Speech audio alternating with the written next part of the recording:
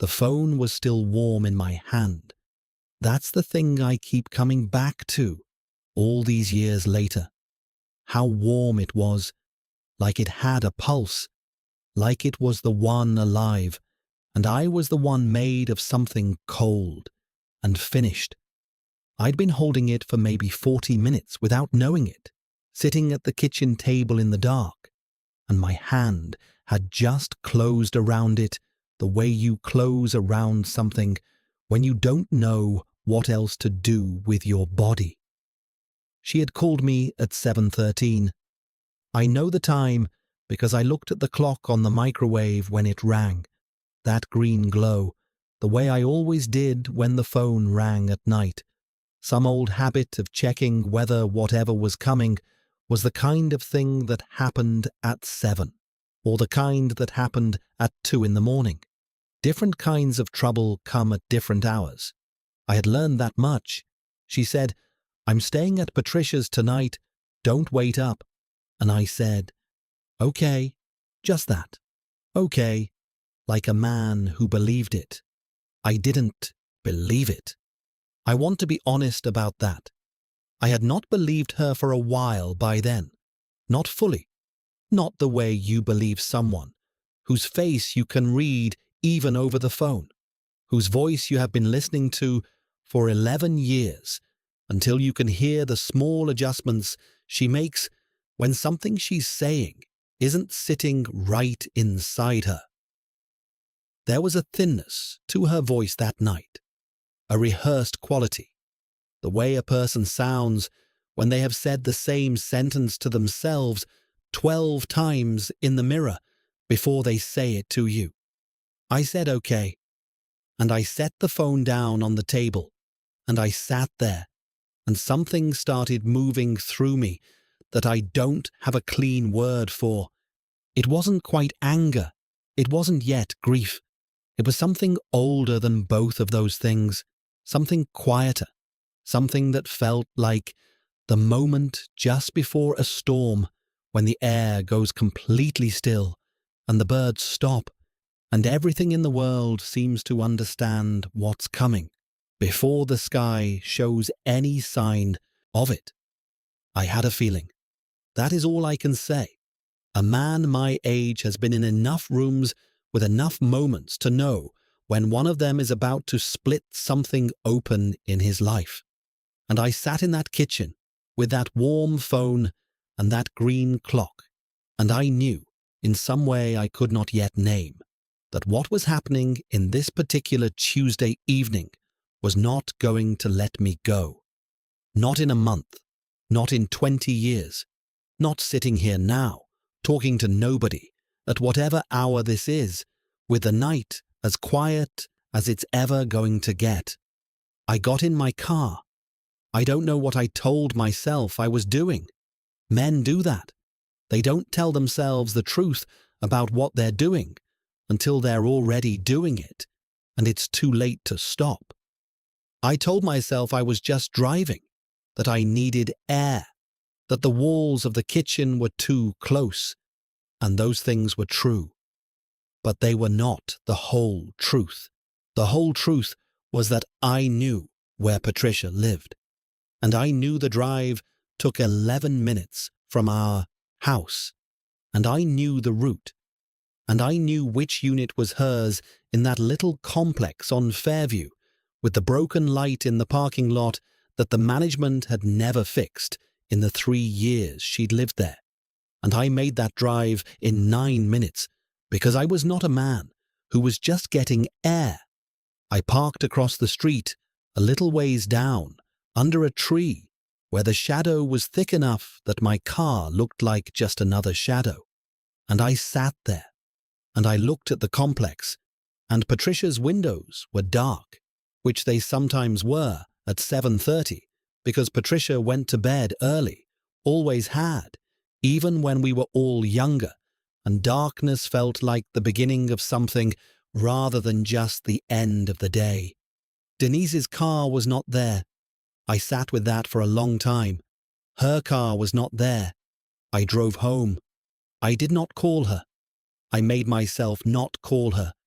which was one of the hardest things I had done in a long time, because every part of me wanted to call her and make her voice tell me something that would unlock whatever was locked up in my chest, but I made myself not do it. I sat in the house. I watched television without hearing any of it. I fell asleep on the couch with the TV on because I could not make myself go to that bed. She came home at 9 the next morning. She smelled of a different soap. Not John's soap. I didn't know that yet. I didn't know anything yet, except the soap and the way she moved through the kitchen with a kind of deliberate ease, the kind you only have when you've been practicing it. She kissed me on the cheek and said, "Morning." And I said, "Morning." And that was that. For 3 more weeks, that was that. Those 3 weeks, between that first night and finding out. I have thought about them a great deal. What I was doing during them. How I was functioning. Because from the outside, I was functioning fine. I know that. I went to work. I came home. I ate dinner. I watched television. I had conversations with Denise that were ordinary conversations about ordinary things, the kind of conversations that fill up a marriage until they are all there is, which is both a comfort and a kind of slow catastrophe. I remember she made red beans and rice one of those nights, a Sunday, and I sat across from her and ate it and asked her how the beans had come out. She was always adjusting the seasoning, never satisfied with the same result twice. And she said she'd added more thyme this time. What did I think? And I said I thought it was right. Maybe the best she'd made it. And she smiled a small, pleased smile. And that was all. I think about that smile now. The naturalness of it. The way it had nothing calculated in it. She was just a woman who had added thyme to her beans and been told it worked out. And then she went back to eating. And I went back to eating. And we were just 2 people at a table with beans and rice and the television audible in the other room. There is something about the ordinary life that continues during extraordinary circumstances that I have never fully made my peace with. The way the days just keep being themselves. The way you keep being hungry at the right times, tired at the right times, cold when the temperature drops. The body doesn't know what the mind knows. The body just keeps asking for what it always asked for, and you keep feeding it. And meanwhile, something enormous is sitting right in the middle of your life, and you are stepping around it every hour of every day without looking directly at it, because looking directly at it would require a kind of confrontation you are not yet ready for. I was not ready, and so I ate the beans. And I said the time was right, and I carried what I was carrying for 3 more weeks until the Friday it all came apart. I found out on a Friday. I will tell you the way it happened, because the way things happen matters, I think. The shape of a moment determines how long it lives in you. And this one had a particular shape that I have never been able to forget. John had called me that afternoon to say the staff meeting was moved to Monday. That was all. Just a quick call, the kind you don't think twice about. John was like that, a quick call man, didn't waste words over the phone. All business, and then gone. I had known him for 9 years. We had started at that company within 6 months of each other. We had eaten lunch together more times than I could count. I had been to his daughter's baptism. He had been at my mother's funeral, stood right beside me at the graveside, and put his hand on my shoulder and left it there for a long time without saying anything, which was exactly what I needed, and which was the kind of thing you do not forget about a man. I thought of him as my friend. I want you to understand that. Not a work friend. A friend, the kind of man you would call at 2 in the morning if something went wrong. Or at least I thought he was. That is what I thought he was. After he called about the meeting, I tried to call Denise to tell her I'd be home a little early. She didn't answer. I tried again. Nothing. I figured she was at the grocery store or maybe in the shower, and I drove home without thinking much about it. I pulled into the driveway and I saw his car, John's car, parked at the side of my house, back near the fence where you'd park if you didn't want the car visible from the street. I turned off my engine. I sat in my car in my own driveway, and I looked at that car, and every single thing I had been almost knowing for weeks assembled itself inside me all at once, suddenly and completely, the way a picture comes clear when you step back far enough. I went inside the house very quietly. I don't know why I was quiet. I can't explain it even now. It wasn't strategy. It wasn't planning. It was something the body does when the mind is too shocked to give directions. My body just made itself small and quiet and careful, the way an animal does before it knows what it's facing. I heard their voices in the kitchen before I reached it. Not what they were saying, just the sound of them, the ease of them, the way two people sound when they have been somewhere long enough to stop performing, to stop having their guard up, to stop managing how they come across, the way people sound when they are comfortable in a space that is not theirs. That sound, that particular sound, I have carried it ever since. It is one of those things that your ears hear once and never let go of, like a certain frequency that settles into the bone and stays there for the rest of your life. I walked into the kitchen. They were at the table. Denise had her hands around a mug. John had his jacket off and his sleeves rolled up. They looked up at me, and the ease fell out of the room all at once, like someone had opened a drain. Nobody said anything for what felt like a full minute. And then John stood up. And I remember watching him stand up and thinking, oddly, about the way a man betrays himself in a crisis by standing too fast, by his face doing too many things at once, by his hands not knowing what to do. John's hands went to his rolled sleeves and started rolling them down, which was the most damning thing he could have done.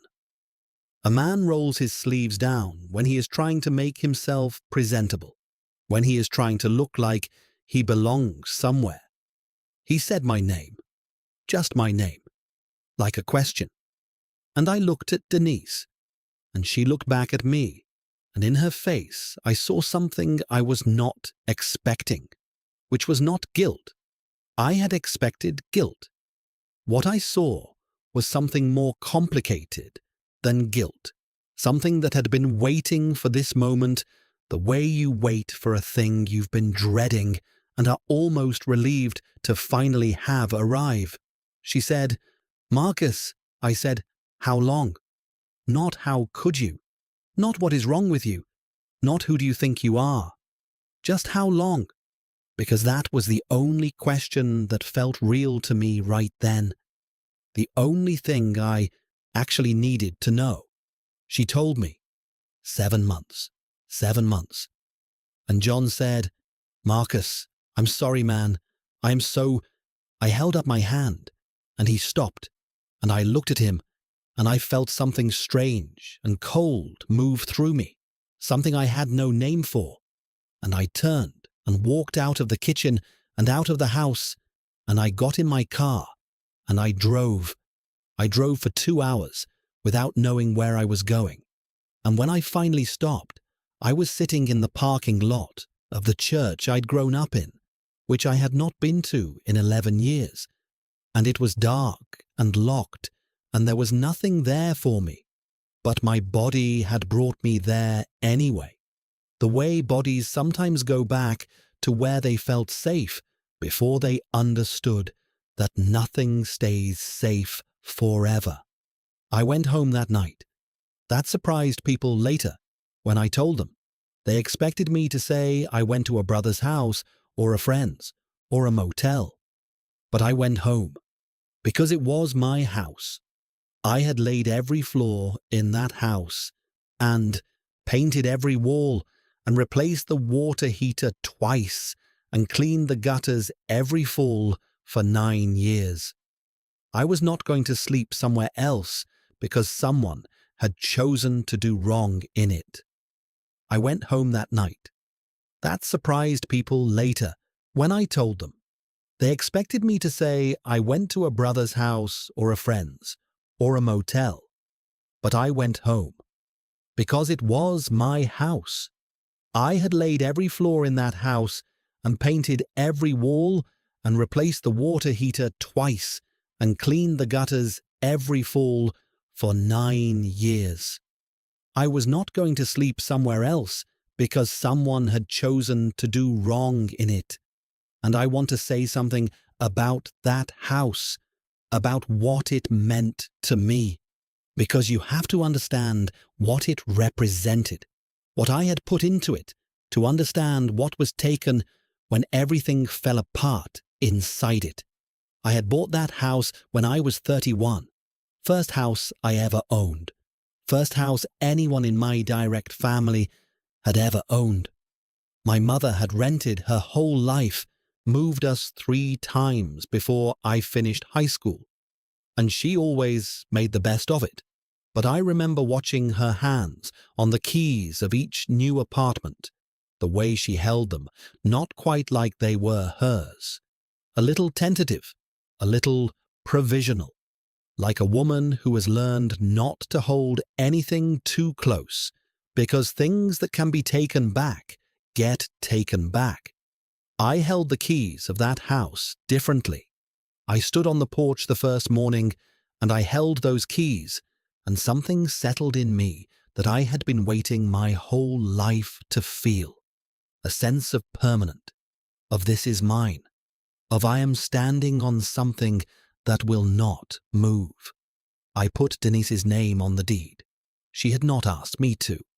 We had been married 2 years at that point, still early enough that everything felt chosen rather than settled, still in the part of a marriage when you do things with feeling rather than habit. I put her name on the deed because I wanted her to have it, because I wanted to say, without saying it out loud, here, this is what I am building, and you are in it. You are in the foundation of it. She cried when she saw it, not the big theatrical kind, the small, unexpected kind, the kind that comes before you have time to prepare a face for it. She put her hand over her mouth, and she looked at the paper, and she cried for a few seconds, and then she composed herself and looked at me like she was really looking, like she was taking me in. And she said, Marcus, just my name. Like what she meant was too much to organize into a sentence, and so she just said my name and let it hold all of it. I have thought about that morning so many times since. The distance between that morning and the Friday in the kitchen is 11 years. 11 years is enough time to turn the most real thing in the world into a question. Enough time for a woman who cried at the sight of her name on a deed to be sitting at that table with her hands around a mug, composed in the home she shared with me, with my boss's jacket hanging on the back of my chair. How does that distance get traveled? In small steps. That is the only answer I have found. In small steps, most of which looked like nothing at the time. A missed conversation, a night when she needed something and I gave her something adjacent, A morning when I was present in body, but not in attention, and she noticed and said nothing. A year when work was hard, and I brought the hardness home without realizing it. 100 ordinary failures of connection that added up to something larger than any one of them, something that had a shape by the time I could see it, a gap wide enough for another man to step into. I am not excusing her. I am saying that things do not happen all at once. They happen in the accumulation of small moments, and the small moments are easy to miss when you are inside them, when you are just living, just getting through the week, just making it to Friday and calling that enough. Denise and I were in love once, genuinely. The kind that is particular to a person, specific, not transferable. I was not in love with the idea of a woman. I was in love with her particular way of arguing, her particular laugh, the way she held a pen when she was writing something down, the way she smelled after she came in from outside on a cold day. Specific, real, mine, or I thought mine. Mine meaning what? That she belonged to me. I have spent years untangling what I meant by that, whether it was a kind of possession that set itself up to fail, whether love and ownership got confused in me the way they get confused in a lot of men, especially men who grew up watching people they loved get taken or leave or disappear, men who learn to hold things tight because loosening your grip means losing. I held tight, maybe too tight, maybe not tight enough. I honestly do not know which one it was, and maybe it was both at different times, and that inconsistency was its own damage. Denise was here, and then she wasn't. And the house is still mine, or was. I sold it eventually, but for a long time after she left, I lived in it alone. And I walked those floors I had laid myself, and I stood in the kitchen at 7 in the morning, and I made coffee for one person, and I felt the specific weight of a house that was built for more than one person living with only one. Denise was there. John was gone. She had been crying, or looked like she had. But I couldn't be sure, and it didn't matter much to me at that point. I sat down in the living room, and I looked at her, and I said, "Tell me what you need to tell me." And she told me, and I listened, and some of what she said I understood, and some of it I will never understand, and some of it settled into me, like a stone drops into still water. You watch the rings move outward, and then the surface goes still again, but the stone is still down there, at the bottom, changed nothing, and everything, at once. She said I wasn't making enough. She said it like that, not as a cruelty, or not entirely as one. More like something she had been sitting with for a long time and was now letting out because there was nothing left to hold it in with. She said she had been patient. She said she loved me, but love wasn't the only thing a woman needed. She said John could give her things I couldn't, not just money.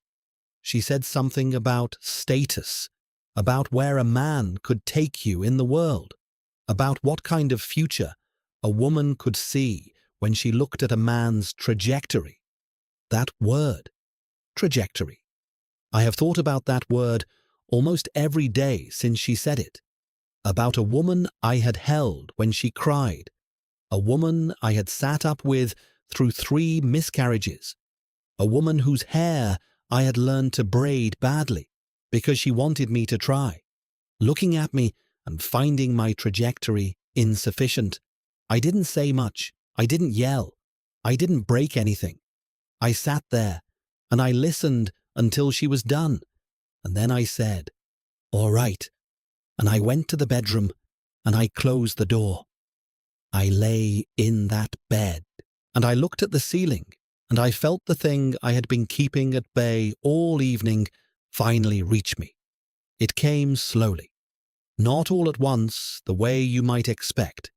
Slowly, like water rising in a room, until it was around my knees, and then my waist, and then over my head, and I was in it, completely in it, in the dark, alone, with the ceiling above me and 11 years of my life rearranging themselves into something I didn't recognize.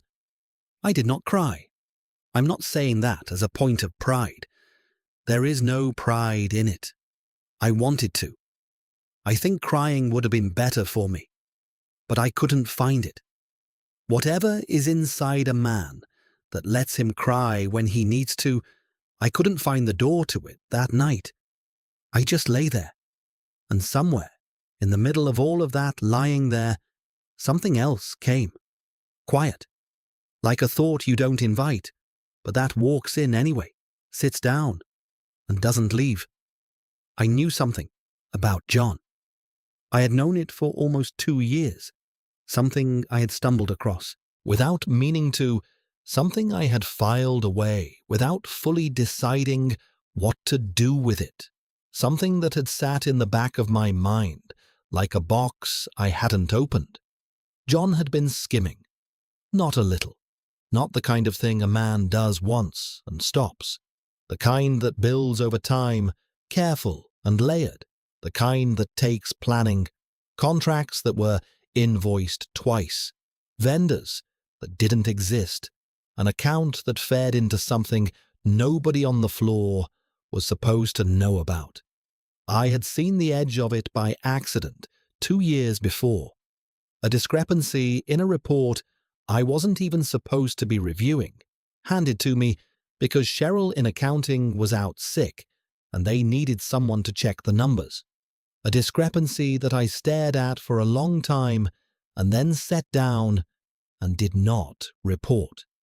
I had not reported it because John was my friend, because friendship meant something to me, because I told myself maybe I was wrong, maybe I'd misread it, maybe there was an explanation I didn't have the full picture for, and because some part of me, I am ashamed of this part, some part of me didn't want to be the one, didn't want to be the black man in that office who brought down a white man's career, didn't want whatever that would cost me, the politics of it, the way people look at you after something like that.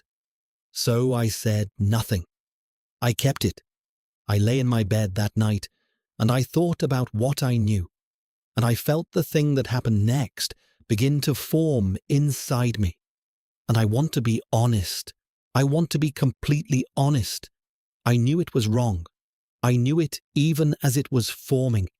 There was no confusion in me about what it was. It was not justice. It was not me doing the right thing for the right reason. It was something else, something colder and more specific and more deliberate than justice. It was revenge, and I chose it. That is the part I have never been able to walk away from, the choosing. I lay in that bed, and I chose it, eyes open, knowing what it was.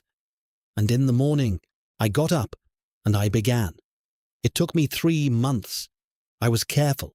That is what I'm most ashamed of, how careful I was, how much patience I brought to it. Because patience in the service of something wrong is its own kind of wrong, maybe worse than the impulsive kind, because it means you had time to stop and you didn't. I documented everything I could access. I was methodical about it. I never took anything that wasn't mine to touch. I stayed within what my position allowed me to see, but I saw enough, and I organized it, and I let it build into something that told a clear story to anyone who knew how to read it. I contacted the regional inspector's office anonymously, and then I waited. It moved slowly at first, the way these things do. Weeks of nothing visible. And I went to work every day, and sat in meetings and ate lunch. I still sometimes ate lunch with John. God help me, I still did that. And I watched him, and I felt what I had put in motion, moving underneath everything, like a current, invisible but real. And I said nothing, and showed nothing. Denise and I had not separated yet. We were in that strange, in-between space that some marriages enter after a betrayal, neither together nor apart, going through the motions of a shared life, while both of us understood that the life had already ended, and we were just waiting to formally acknowledge it. She slept at home most nights. I don't know where John thought that left him. I never asked. The investigation took 4 months. When it came on a Tuesday morning. 3 men in the kind of suits that mean federal, 2 of them going directly to the executive floor, 1 of them stopping at John's office. I watched from across the open floor, through the glass. I watched John stand up from his desk, and I watched his face as he understood what was happening. And I watched him look out through the glass at the floor, the way a man looks out when he needs something to hold on to, something familiar. And his eyes moved across the room and found me. He looked at me, and I looked back, and I did not look away. That moment. I have turned that moment over in my hands so many times since then. His eyes and my eyes across that floor. He didn't know it was me. He couldn't have known with certainty. But men who have done wrong have a way of looking at the people close to them when it all collapses, a way of measuring faces, reading for something. And I wonder sometimes what he saw in mine, whether he knew, whether some part of him understood in that moment and took it with him. He was indicted 7 weeks later. He lost his job immediately. His wife left him within the year, took their daughter out of state, I heard. The criminal case dragged on for 2 years. He pled out eventually. Served 14 months. 14 months. I went to work every day through all of it. I sat through the investigations that touched the whole company, the interviews with lawyers, the meetings in conference rooms, where everyone spoke carefully and looked at everyone else and tried to figure out who knew what and when. I sat through all of it, and I said what I said, and I answered what I answered, and I revealed nothing, because there was nothing to reveal about my role. An anonymous tip is anonymous. That is the thing about patience. It protects you as much as it destroys others. The office changed after John left. The way a room changes when a large piece of furniture is removed. The space is the same, but it doesn't feel the same. There are marks on the floor where the feet used to press, and the air moves differently. People who had been close to John were careful around each other for a while, each one wondering who had known what. And me. I sat at my desk, and I did my work, and I came home in the evenings, and I cooked my own food, and I watched my own television, and I thought about what I had done. I thought about it a lot in those months, in that space that should have felt like relief or justice, or at least some resolution. What I found instead was a very specific emptiness. Not guilt, exactly. Not yet. More like the feeling you get when you've been holding something heavy for a long time, when the thing you've been holding is finally gone from your hands, and you expect it to feel lighter. But what you actually feel is the absence of weight, which is not the same as being free. Your arms remember the tension. Your back is still curved to the shape of something that is no longer there. The anger had kept me full for months, and now there was nothing to be full with. That was when I started to understand what I'd actually done. Denise had already left by the time any of that happened. Not for John. That was over the moment the investigation began, and he became someone without a future, instead of someone with more of one than me. She left for herself. She moved to her cousin's place in Atlanta, and she called me from there and told me she was filing. And I said, okay. And she said, Marcus, I am sorry, truly. And I said, I know you are. And she said, are you going to be all right? And I said, yes. I said, yes. And it was partly true and partly not true. And I was not sure which part was which. But I want to stop here for a moment and say something about that phone call that I don't always let myself say. Because I was cruel on that phone call in a way I have never quite admitted. Not in what I said. I said almost nothing, which is the point. I was cruel in my silence, in the deliberate emptiness of my responses. Okay, I know you are. Yes. Short answers, carefully controlled, designed to give her nothing, designed to let her hear in my voice a kind of sealed-off composure that would cost her something, that would make her understand she was talking to a man who had walled himself off from her completely. It worked. She cried a little near the end. I heard it in the space between words. And I felt it. I am not going to pretend I didn't feel it. There was something in me that responded to that sound, that recognized it. 11 years of knowing her cry. But I held myself still. I held myself very still, and I said, take care of yourself. And I let the call end. And then I set the phone down, and I sat in the kitchen. The same kitchen, always the same kitchen, and I felt something that I would call satisfaction, if it didn't embarrass me to call it that. Not the good kind of satisfaction, the small, mean kind, the kind that comes from having managed to hurt someone back in a minor, deniable way.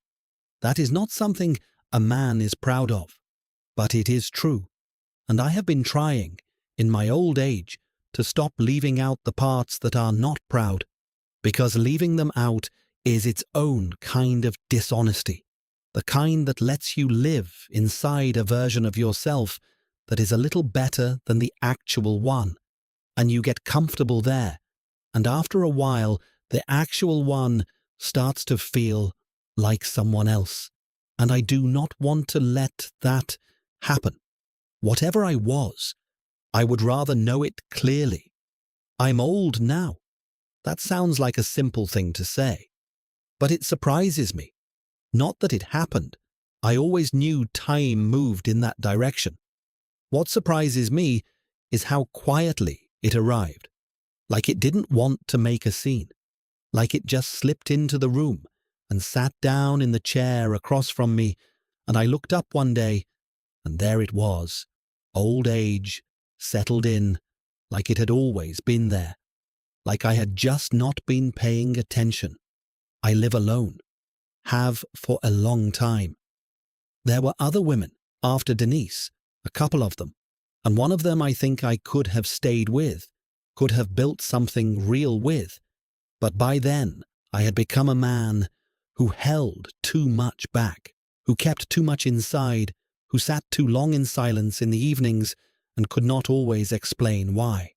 That kind of man is a particular kind of difficult to love, not cruel, not cold, exactly, just always somewhere else, part of him, always back in a kitchen or a parking lot, or across a floor looking through glass at a man who used to be his friend. Her name was Annette, the one I could have stayed with. She was a nurse, a good one, the kind of person who enters a room and immediately understands what it needs, which made her very good at her work and also very good at reading me, which was not always comfortable. She had been married before, and she did not come to things naively. She came with her own scars and her own sealed rooms, and her own understanding that people are more complicated than they initially present. And she was patient with me in the early part of things, patient in a way I did not deserve, but that I let myself lean into, because I was tired and lonely, and she felt like something warm.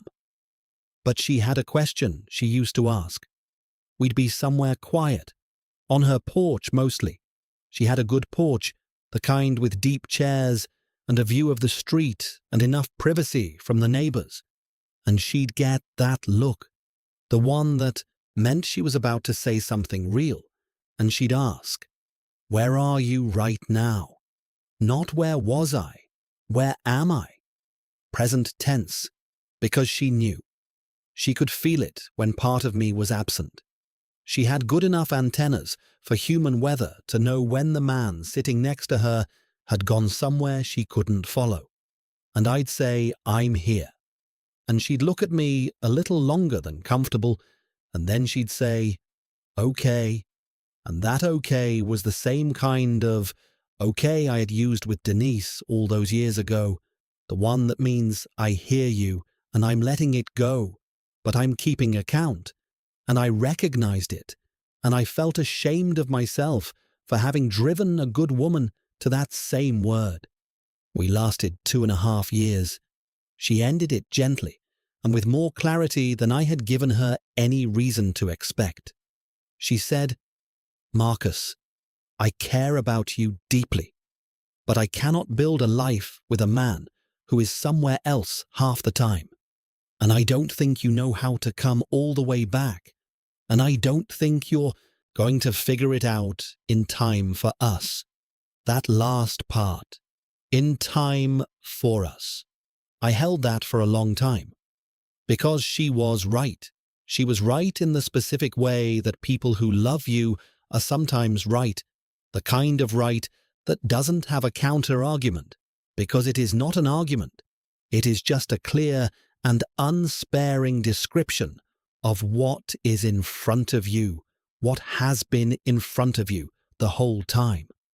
I think about my daughter sometimes. Serena.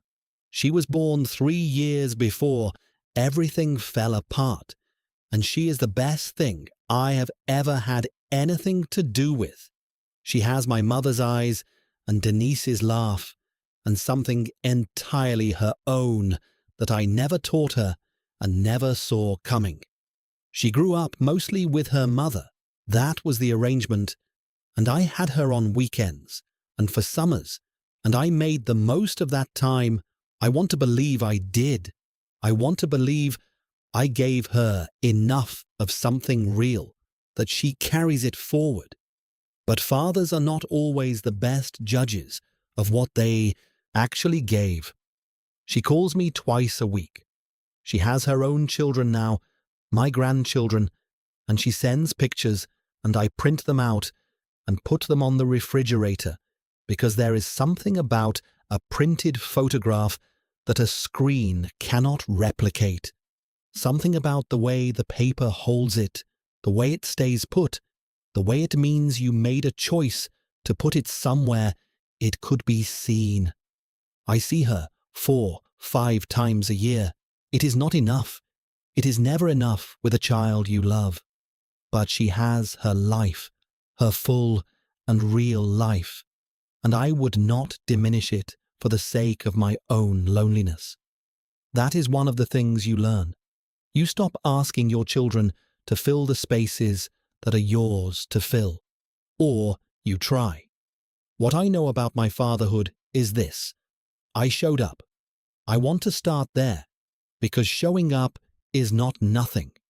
When Denise moved to Atlanta, I was still in the same city we'd shared, and Serena stayed with her mother through the school year, but spent summers with me and every other Christmas and as many weekends as we could negotiate. And I showed up for every single one. I drove 4 hours each way, more times than I could count. I took vacation days I didn't have. I sat in on parent-teacher conferences over the phone, and I memorized her teachers' names and her friends' names, and which friends she liked and which ones caused her trouble. I showed up. But there is a difference between showing up and being fully present when you arrive. And I was not always both of those things. Sometimes I showed up and some part of me was still on the highway, still back in whatever I'd left behind, still circling the same old geography in my head. And Serena, even as a little girl, had a way of knowing.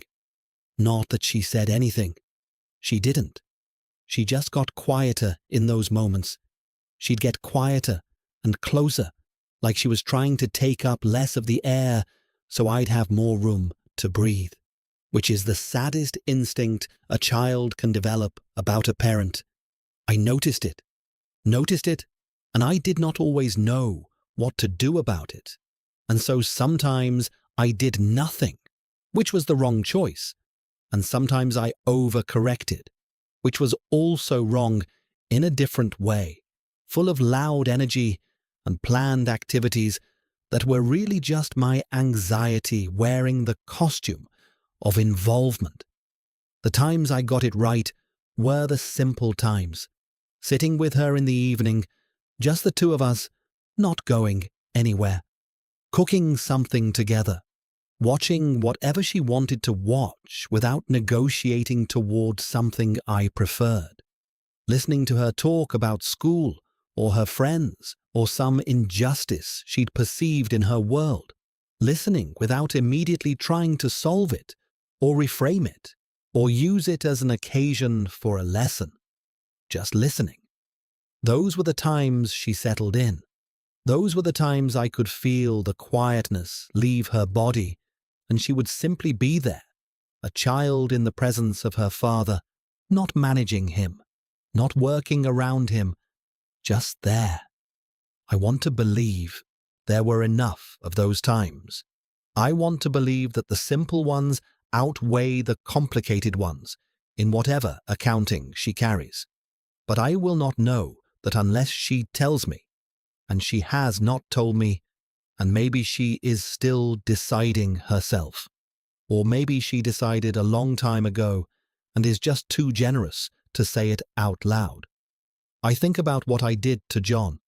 Not every day, less now than before, but reliably at certain hours it comes, usually at night, usually when the house is very quiet and there's nothing left to do, and the mind stops negotiating with itself and just goes where it needs to go.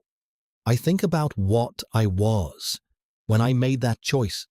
I was a man in pain. I know that. I understand it. I can hold that with some compassion for the younger version of myself, because I have had enough years now to understand that pain does things to people that they would not choose in calmer water. But understanding a thing and being at peace with it are not the same. I have never confused them. You can understand exactly how you arrived somewhere and still know that arriving there was wrong. What I did was not wrong because it was illegal. What I did was not wrong because John didn't deserve consequences. He deserved consequences. He had done what he had done, and it was real, and it was criminal, and it had nothing to do with me or Denise. What I did was wrong because of why I did it, because I dressed it up in my mind as something cleaner than it was, because I let myself believe for a little while that I was a man acting out of principle when I was a man acting out of fury and hurt. The intention was the thing. I have thought about that for decades, about intention and action and how much one matters against the other. Because the outcome, John was guilty, John went to prison for something he actually did. The outcome was not entirely unjust, but I was not acting as an instrument of justice. I was acting as a wounded man with access to information, and those are very different things. And the difference lives in me, even when the outcome looks similar from the outside. I robbed myself of something. That's the way I've come to see it, after all these years. Whatever I thought I was taking from John, I mostly took it from myself. The ability to look at my own reflection without a quiet asterisk beside it. The ability to say, when the conversation turns to integrity, and conversations do turn to integrity, especially as you get older, men sit around and talk about what they stood for and what they didn't.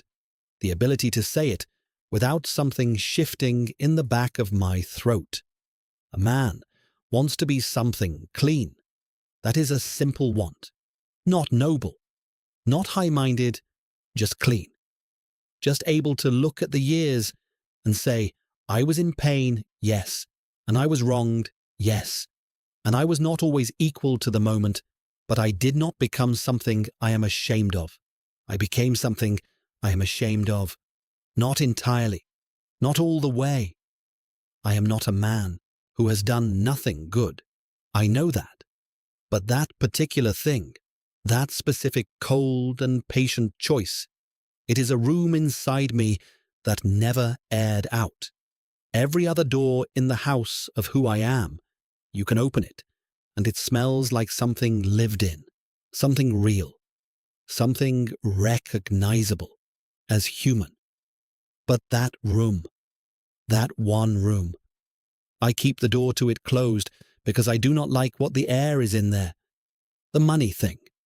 Denise saying what she said about money, about trajectory. I have turned it around in my mind enough times that I have arrived at something honest about it, something that took me years to get to because it required me to put down my pride first, and pride is heavy, and we do not set it down easily. There was truth in what she said. I did not want there to be. I wanted it to be pure cruelty, pure smallness, the language of a woman who had decided to leave and needed reasons that made her feel less guilty. And some of it was that. But some of it pointed at something real. I was not ambitious the way she needed a man to be. I was good at my work. I was reliable. I showed up every day, and I did what was asked, and I moved forward at a steady pace, and I called that enough. I called it dignity. And it was dignity. But Denise was a woman who had grown up watching her father not take up space, watching him be good and reliable and steady, and never push for the thing beyond the thing. And I think somewhere inside her she had made a decision, maybe without knowing it, that she would not spend her life in that particular quiet, that she wanted a man whose ambition felt like motion. I was not that man. John was that man. John pressed. John asked for things. John walked into rooms like the room had been waiting for him. And whatever else he was, whatever he turned out to be underneath the confidence and the rolled-up sleeves, he had that. That quality of motion. That thing that reads, to a certain kind of eye, like a future. I have thought about whether I could have been different, whether there was a version of Marcus who pushed harder, who asked for more, who walked into rooms differently. And I genuinely don't know. I think ambition is partly character and partly wound, and the particular wound that makes a man reach for things. I didn't have it, or I had it so buried under everything else that it amounted to the same. My mother had worked herself down to almost nothing, and I had watched that, and somewhere I had decided that steady was safe. That steady was the thing. Steady wasn't enough. For Denise, for the marriage, for the version of my life I had half imagined. That doesn't mean she was right to do what she did. I want to be clear about that too. Understanding a thing does not mean excusing it. She made choices that were hers to make, and they caused harm, real harm, to a real man who had given her real years and real love. Those things do not cancel each other out. Pain from one direction does not excuse pain you cause in another. But I stopped, at some point, needing her to have been completely wrong. That was a kind of growing up that came late, very late.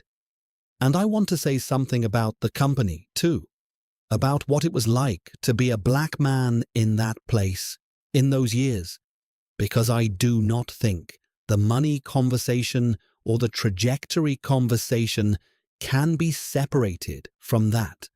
I was not failing for lack of ability. I was not staying in the same position for 9 years because I was not good enough or not smart enough or not working hard enough.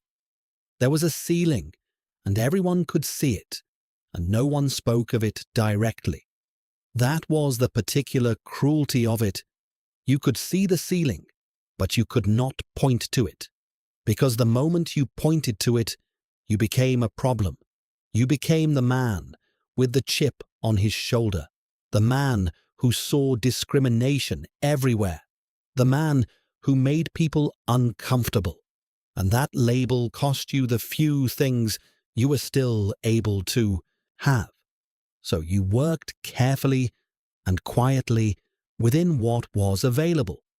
And what was available was enough to live on, but not enough to outpace a man like John, who walked in as a peer and became a superior within 3 years, not because he was smarter than me, I will say that plainly, but because the room around him organized itself differently.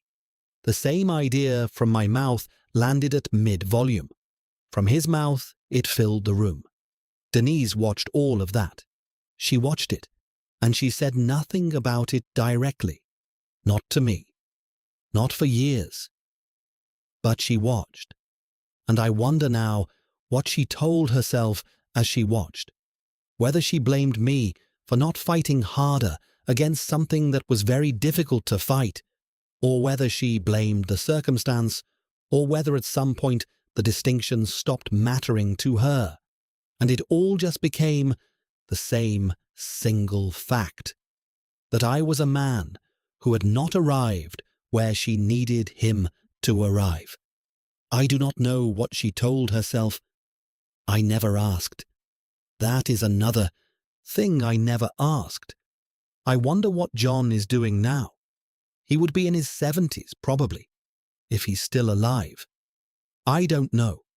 I haven't looked for news of him in a long time. For a while I did, after he got out.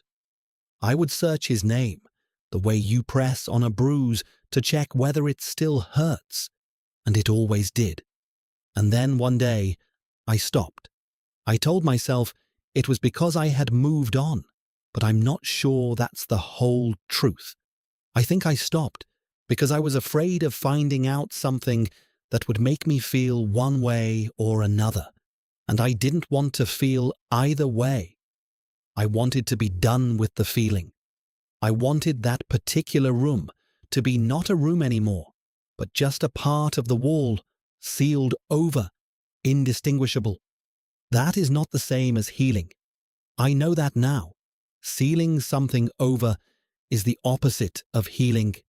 Healing requires air and time and a willingness to look at the wound directly without flinching, to name it by its right name, not a softer one. And I have not always had the courage for that. I have had the courage for a lot of things in my life. I was not a coward in most of the ways that counted.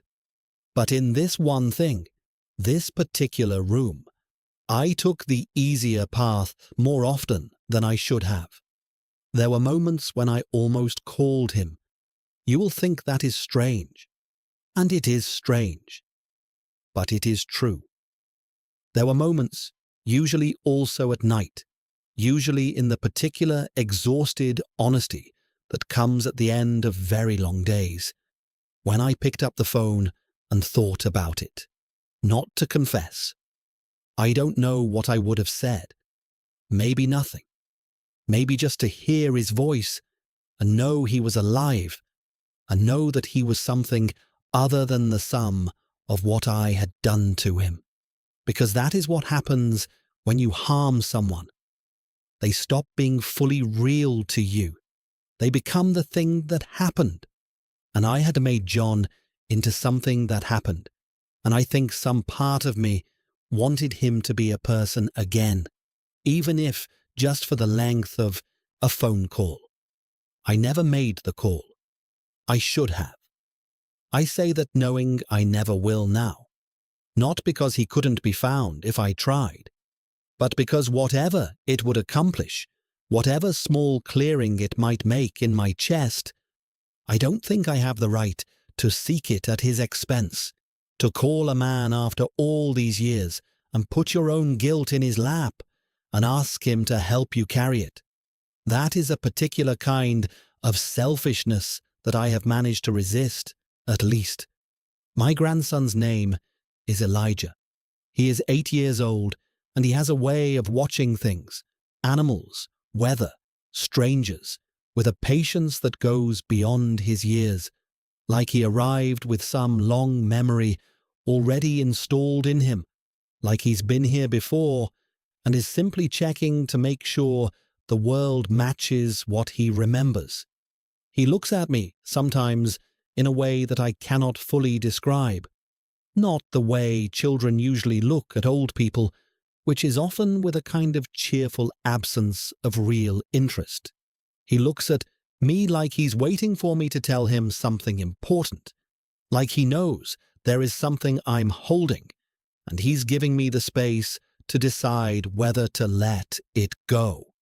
Children who look at you like that are either very old souls or very perceptive ones, or both. And in his case, I believe it is both. I have not told him anything about any of this. He is 8, and I would not. But sometimes, when he's sitting beside me, watching whatever we're watching, and the room is quiet, and his small weight is against my arm, I think about what kind of man he will be, what rooms inside him will get sealed over, what choices he will make in his worst moments that he will carry into his 70s and beyond, what he will be lying awake thinking about when the world is quiet and he is the age I am now. I want it to be something small for him. That's all. Not that he'll make no mistakes. Everyone makes mistakes. Everyone has a room they don't like to open. But I want it to be something small, some ordinary human failure, not the calculated kind. The kind that comes from passion rather than from patience.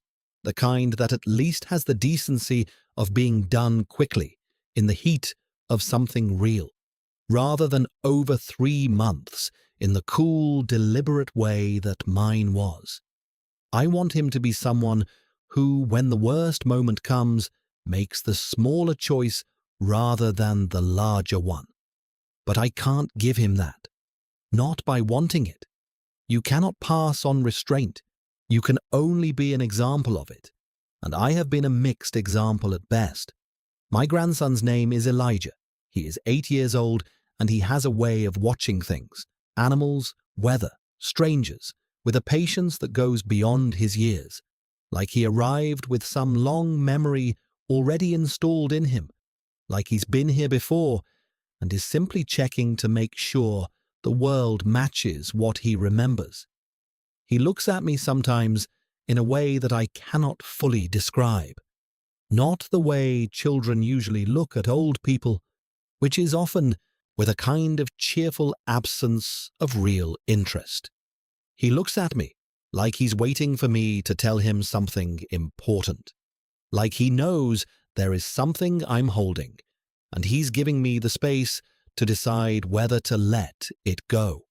Children who look at you like that are either very old souls or very perceptive ones, or both. And in his case, I believe it is both. I have not told him anything about any of this. He is 8, and I would not. He reminds me of my mother sometimes. That is a strange thing to say about a little boy who has never met her, but it's true. My mother had that same quality of watching. She was a watcher. She came from people who had learned that watching was safer than speaking, who had learned that you could gather more information and spend less of yourself if you stayed quiet and patient and let the world show you what it was. That quality skipped me. I was never much of a watcher as a child. I was impatient, always moving, always wanting things to resolve, faster than they were resolving. But it seems to have returned in Elijah, the way traits sometimes disappear for a generation and then come back wearing a different face. My mother would have been something with him. The two of them on a porch together, watching the street. I think about that sometimes. The conversations they would have had, the way she would have held his face in her hands. She always held children's faces in her hands.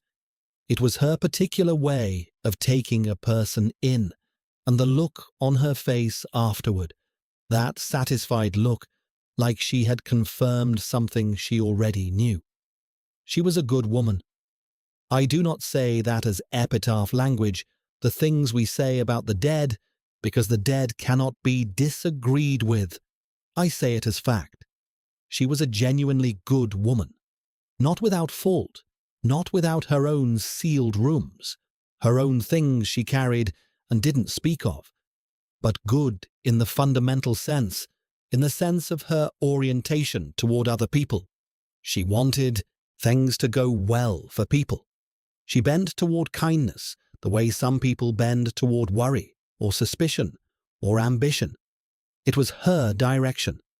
I wonder sometimes what she would have made of what I did to John, to the choice I made in the dark on that bed. She never knew. She died before any of it. Passed 2 years before I found out about Denise and John, which is one of the few things in this story I am grateful for, that she was not here to see what happened to me or what I did with it. She had worked hard to give me something steady to stand on. She would have looked at what I built from that, and she would have approved of the steady parts and grieved the rest. And I did not want her to grieve any more than she had already grieved in her life. She grieved plenty. She was entitled to a rest from it. I hope wherever she is, she has that. I have a photograph of me and John from some company picnic. Must be 1987 or thereabouts. I still have it. I know. I have thought about that, about why I kept it. And I have been honest enough with myself at various points to admit that I kept it because getting rid of it would require a decision I wasn't ready to make. As long as it exists, as long as it is somewhere in a box in the closet, the friendship it records is not fully erased. The man I was before that kitchen, before that parking lot, before those 3 months of careful documentation, he's still somewhere in the photograph. Both of us young, both of us standing in the sunlight like men who had no idea what was coming, which of course we didn't. Nobody ever does. In the photograph, John has his arm around my shoulder, his arm around my shoulder, and I am smiling, a full and genuine smile. I know the difference between the smiles I made for cameras and the ones that happened on their own, and that one happened on its own. We were happy that day. That is an unbearable thing to know, and also a necessary thing to know. We were happy. The friendship was real. Whatever he did, whatever I did, it was real before it was ruined. And the realness doesn't retroactively disappear just because of how the story went afterward. I have had to make peace with holding both of those things, the real friendship and the real betrayal, and my real response to the betrayal all at once in the same hand, without resolving them against each other. You don't always get resolution. That is something they don't tell you when you're young. You think every story gets a shape, a beginning, and a middle and an end that explains the beginning and the middle. You think if you just go far enough forward in time, you will arrive at a place where the pieces arrange themselves into something that makes sense, something you can point to and say, that is what that was. But some things just stay what they are. Some things never become anything cleaner. Denise remarried. I heard about it through Serena, not directly. She married a doctor. Nice man, from what Serena told me. Careful and steady and kind. She looked happy in the pictures Serena showed me, and I sat with that for a long time, trying to figure out what I felt. And what I felt was complicated and not entirely clean, but also not what I expected. I expected bitterness. I found something more like grief, the kind you feel for a life that was possible and isn't anymore. Not anyone's fault particularly, or everyone's fault equally, which amounts to the same thing. She is a grandmother now, too. We are both, in our separate houses, in our separate cities, people with grandchildren and quiet evenings and whatever version of peace we were able to make. I don't hate her. I want to say that clearly, because I think it matters. I did not hate her, even when it would have been easier, even when it would have given me something clear and burning to hold on to. I was angry, yes, for a long time, the kind of anger that goes into the body and stays there, that you feel in your jaw and your shoulders and the particular tightness behind your sternum. But underneath the anger was something that looked, when I was honest, more like sadness than hatred, more like mourning. I had loved her. That is not a small thing to say. I had loved her, and she had been real to me, and the years we shared had been real years, with real mornings and real arguments and real moments that I cannot erase and wouldn't want to. The last morning, she made coffee for both of us. Before everything fell apart, she brought mine the way I liked it without being asked, and I took it from her hand and said thank you, and she said of course, and at the time, that was just a morning. It was just a Tuesday morning. Now it is something I have turned over in my hands more times than I can count. I did wrong. I want to say that plainly one more time without softening it. I did wrong. Not wrong in the sense of illegal, not wrong in the sense of unprovable, not wrong in the way that can be defended in a careful argument about context and intention and pain. Wrong in the bone-simple sense. I knew what I was doing. I chose it. I sustained it over time. I watched it arrive, and I felt what it cost, and I lived with what it made me. A man who can say that clearly, without dressing it up, maybe has some kind of integrity left. Or maybe saying it is itself a kind of performance, another way of managing how I look, even to myself. I don't know. At 73, you would think you'd have gotten past not knowing things about yourself. But the self stays strange. It stays strange all the way to the end, or at least this far, and I suspect it doesn't stop being strange before then. I called Serena last Sunday.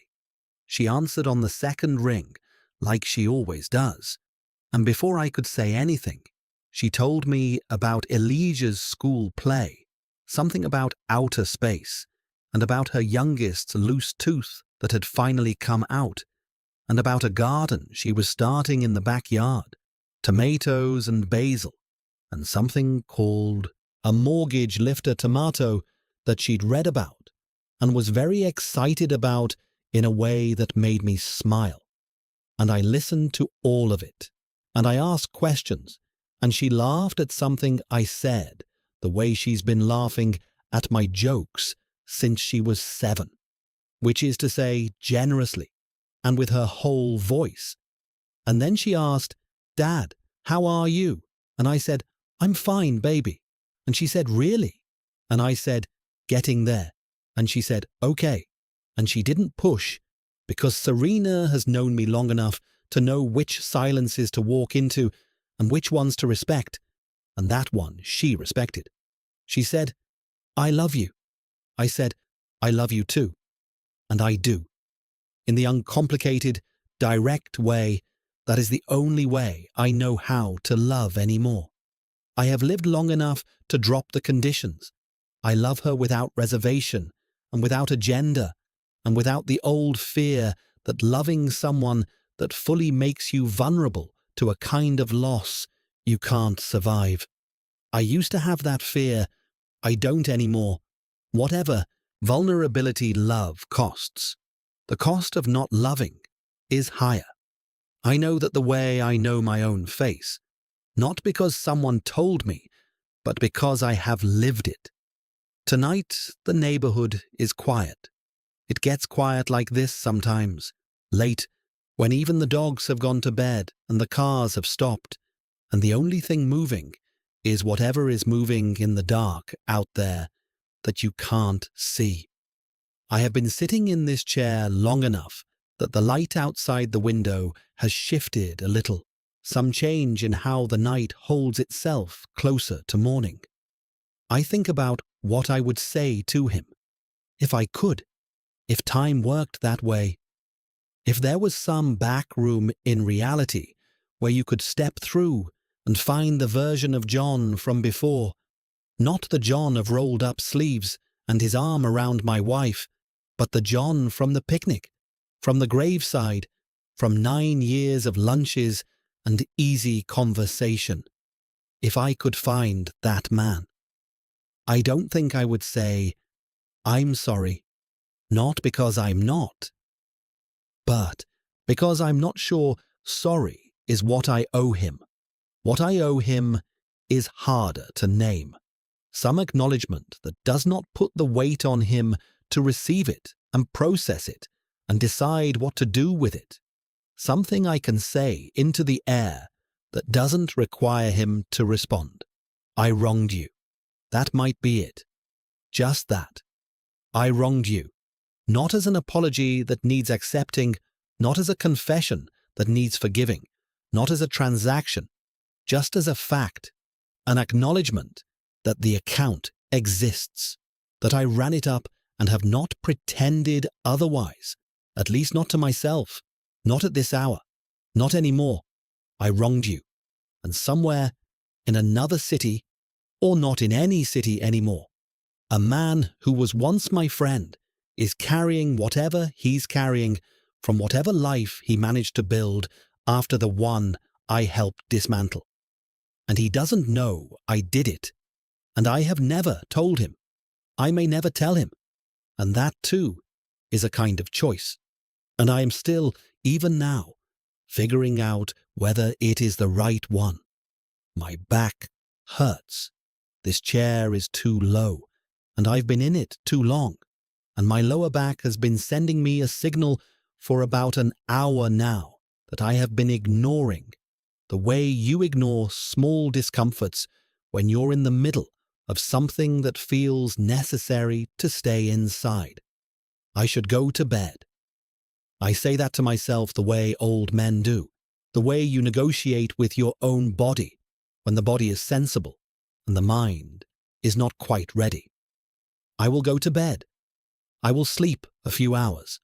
I will wake up early the way I always do now, earlier than I ever did when I was young, and sleep was easy, and the mornings had not yet started arriving with a kind of urgency, a sense that there are fewer of them now, that each one is a little more specific than it used to be.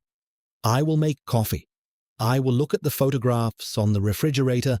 I will call Serena on Sunday, if not before. That is a life. It is not everything I thought it would be. It is not the life I was building in those years before the kitchen and the parking lot and the green clock on the microwave. But it is real, and it is mine, and it has in it the things that turned out to matter.